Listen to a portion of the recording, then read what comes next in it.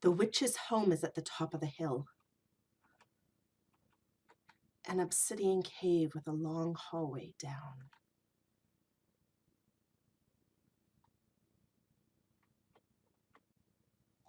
Hello, I'm working right now on the story about a Minecraft player who has to choose which of two witches to trust. Can I read you what I've written today? I thought about what the witch had asked me to do. I thought about how I might steal back the magic emerald from her sister so that she would break the curse and let the fishermen catch fish again. I decided I would do the task she had set before me. I went to look for the witch. I found her little obsidian house at the top of the hill. I went down the long hallway to the room the witch was sleeping in. I was tempted to yell boo because she was snoring, but I didn't. Instead, I started searching through her chests. So what strikes you about this piece of writing? What I noticed first in it is that it is basically a list of events. I did this, I did this, I did this. It's repetitive. It's boring. Sure, there's some good action, some good decision making here, but it doesn't sound nice to my ears. So, what can we do to move a piece like this away from being a list to being a story? The first thing I'm going to do is really dig into what I'm trying to say. I thought about what the witch had asked me to do. I thought about how I might steal the magic emerald from her sister so that she would break the curse and let the fishermen catch fish again. This part right here all belongs together. And I can dig deeper into what's happening there. I want to stop it from being a list of I words. So I'm going to frame it around the witch. I'm going to transfer the action towards the witch. The witch had set a task before me.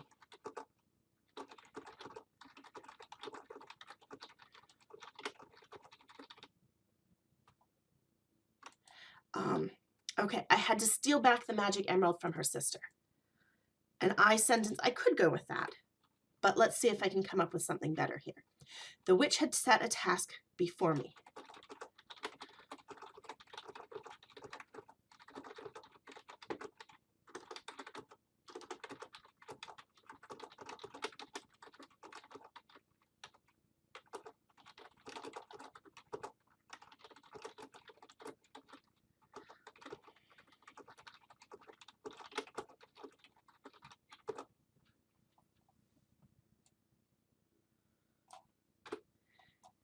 Okay, so now we've got the witch as the subject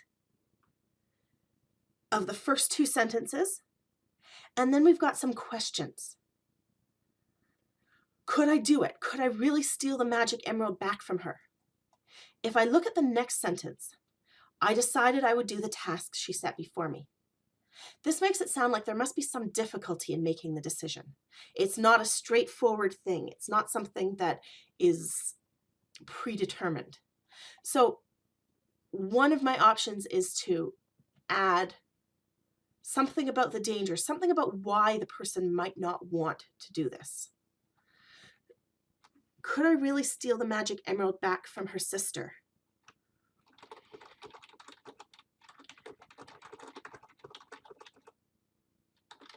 Would her sister catch me and turn me back into a toad?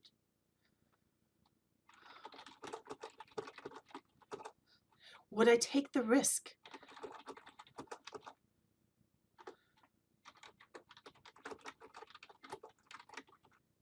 Just to help a fisherman I barely knew. Okay, so what I've done here to get it away from being a list of I statements, a list of actions that I do, I have taken my first paragraph and I've looked more at what I was trying to say and added to it. So we're going to make a list underneath here of ways you can avoid the list of actions. And so the first step I'm going to suggest is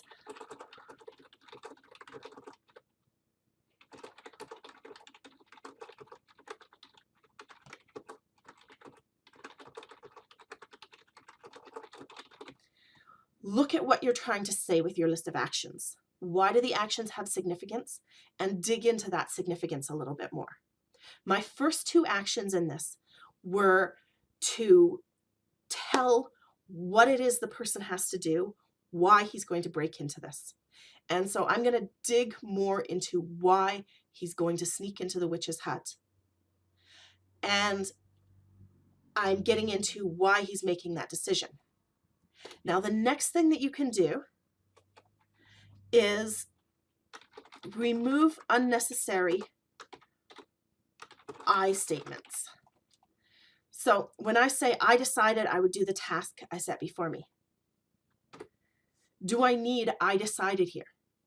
Does it work just as well if I say I would do the task she had set before me? It actually does.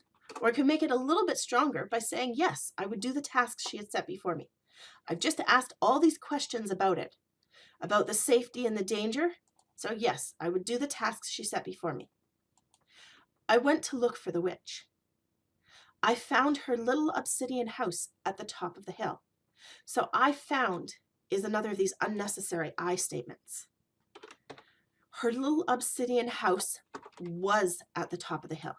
So as you get rid of I statements, you might need to change the subject of the statements. Vary your subject. Okay, her little obsidian house was at the top of the hill. A long hallway led down to the room the witch was sleeping in. Okay, another detail, another idea. Give more detail. If you have a list of actions, you can move it out of that list feeling by giving detail.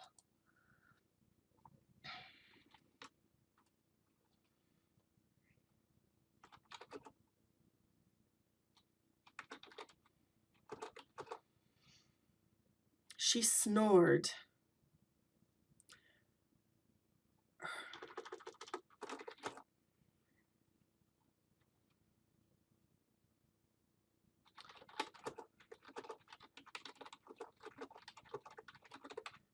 Her purple hat quivered with each breath.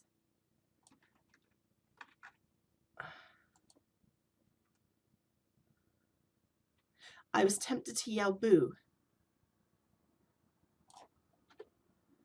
I've already mentioned snoring, so I'm going to cut it out of here. I was tempted to yell boo just to see her reaction, but I didn't. Instead, I started searching through her chests. Okay. Her little obsidian house was at the top of the hill. A long hallway led down to the room the witch was sleeping in.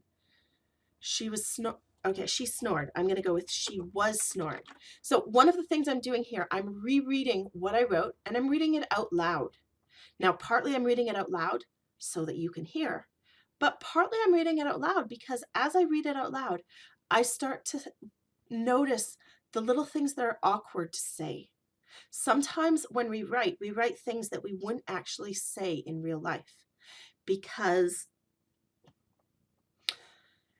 in real life we would say it slightly different.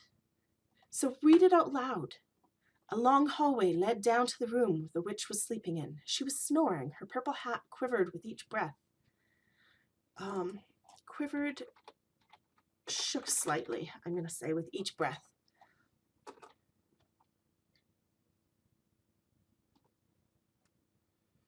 And I'm thinking about her purple hat shaking slightly with each breath, and that might not make sense. What is making it shake a bit? Slightly as her head nodded. Her head bobbed. Nodded sounds more purposeful, like she's purposely nodding. And it's just that her head is moving slightly with each breath.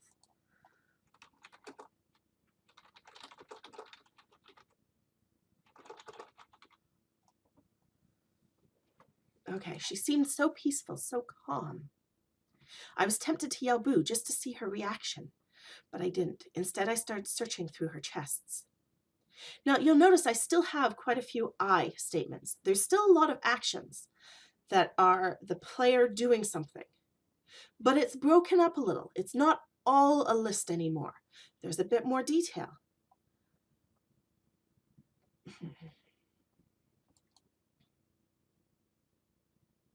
I could keep going. I could keep adding things and editing. I look at this. I went to look for the witch. That doesn't tell me much. I could talk more about searching for the witch, or I could jump straight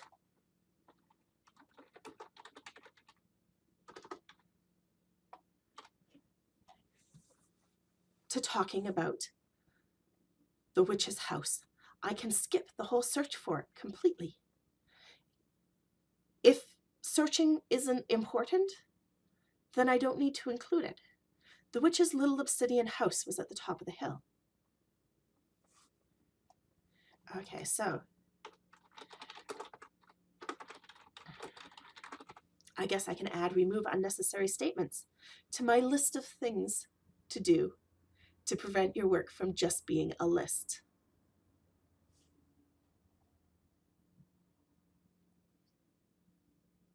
Now, when I talk about editing and I talk about trying to avoid something being a list and making changes, editing is important. It's important to try to go back and try to make your work the best it can be. But it's also important to just get the writing out there. I could edit this because I had already started, because I had already made that list, because I had already thought about what I need to include, and I wrote it. If I started writing and I got worked up at each step, if each paragraph I worried, uh-oh, is this becoming a list? Uh-oh, is this good enough? Then I wouldn't get anywhere. So I'll make another list. Here's my other list. Steps to writing. Write. Don't worry about your writing. Just write. And after that, edit. I guess we can add another step here. Brainstorm. Figure out what you need to write. And my earlier videos were on that, making lists of what types of things you need to include in your story, of what the main events are going to be and what events you need to be able to lead to the next event. So that's the brainstorming. Then you have writing, and then you edit. And there's actually two different types of editing. There is editing that is about correcting the spelling. It's called copy editing. This is when you're making sure that you have the right spelling, the right punctuation. I was almost going to say pronunciation, but it's punctuation. And the right capitalization.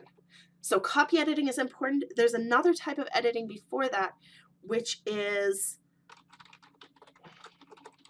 developmental editing, or sort of the big picture editing. So the type of editing I was doing here, where I'm rewriting sentences and I'm changing things, this is a type of editing, but it's not worried about the spelling and the punctuation as much as it is about improving the sentences, improving the whole story. So there's those two things. There's improving the writing, and then there's the copy editing. And you need to do a bit of both. But first you need to get that writing. Okay, bye for now.